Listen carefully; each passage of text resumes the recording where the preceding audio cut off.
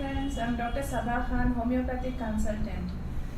Today I'll be talking about IBS. I'm having a patient of mine, she's Asra Wasim. She's having this IBS since last 15 years. She's come with multiple problems. Later on she'll be talking, वो खुद आपसे बात करेंगे, दवाई के बारे में खुद बोलेंगे. फिलहाल let me start off with her case history first. She is diabetic since last 25 years. Hypertension since last 15 years, IBS since last 15 years.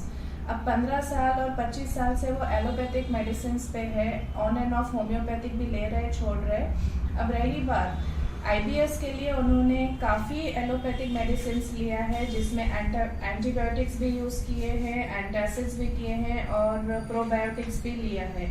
But असरा वसीम का खुद कहना है कि she hardly had any difference since last 15 years. And the main symptoms of this disease IBS is like जो असरा वसीम खुद face कर रहे थे, it's like she was having a very acute and crampy kind of pain in her lower abdomen. पेट में जो cramps की तरह pen आता था, कभी डायरिया हो जाना, लूज मोशन होना, कभी मोशन हार्ड हो जाना, कभी मोशन के अंदर खून और चिकटाई लगकर आ जाना. और सब में इरिटेटिंग सिम्टम जो पेशेंट सफ़र करता है IBS के, वो है गैस, ब्लोटेड फीलिंग, जो पेट हमेशा फूला फूला रहना, सीने में जलन होना, डकारें आना.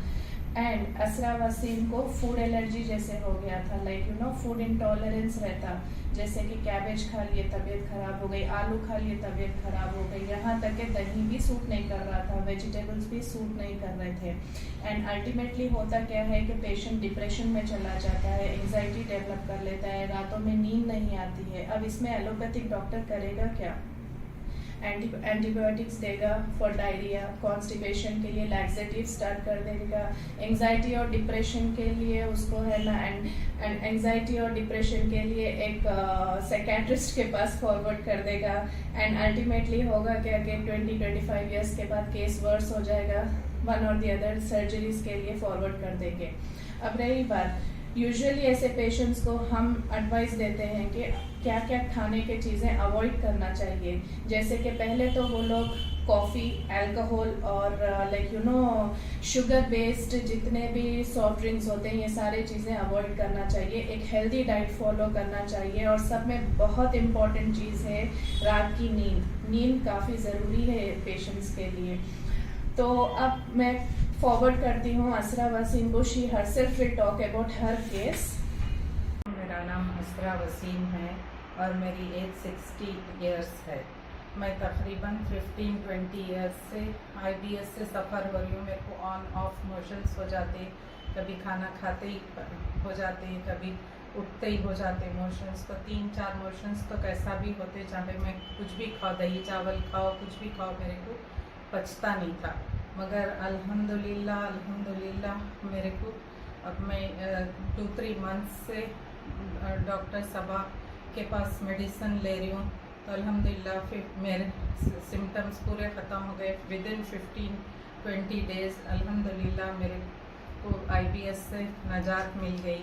मेरी तकलीफ़ बहुत हद तक ख़त्म हो गई. अब मेरे को नॉर्मल 1 और 2 मोशंस होते, जबकि मैं कभी बाहर का भी खा लेती हूँ. नहीं तो पहले मैं बाहर की कोई चीज़ नहीं खा सकती थी, और इवन दही चावल भी खाई तो कभी मेरे को हो जाते थे.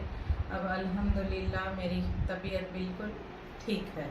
ये आपको कितने साल से था आपको ये प्रॉब्लम IBS का? 15-20 इयर्स से तो भी था मेरे को ये IBS का. इसके लिए ट्रीटमेंट क्या क्या कराए थे? मैं ट्रीटमेंट इसके लिए मैं प्रोबायोटिक्स खाती थी और होम्योपैथी मेडिसिन भी ली थी, मगर मेरे को ऑन ऑफ कभी फ़ायदा होता था, कभी फ़ायदा नहीं होता था. जी जी.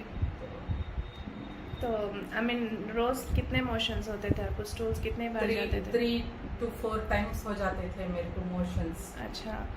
अब ये होम्योपैथिक मेरे पास स्टार्ट किया जब से, आपको कैसा फील कर अब रहा है? बिल्कुल नॉर्मल है अल्हम्दुलिल्लाह. मैं कुछ भी खा सकती हूँ, नहीं तो मैं काफ़ी सारी चीज़ों से परहेज़ करना पड़ता था, जैसा बेसन है, मैदा है, ये चीज़ों से मैं, और ग्रीन लीफी वेजिटेबल्स से भी कभी मेरे को हो जाता था, कभी सलाद से भी हो जाता था. अब अल्हम्दुलिल्लाह मैं सब खा सक रही हूँ.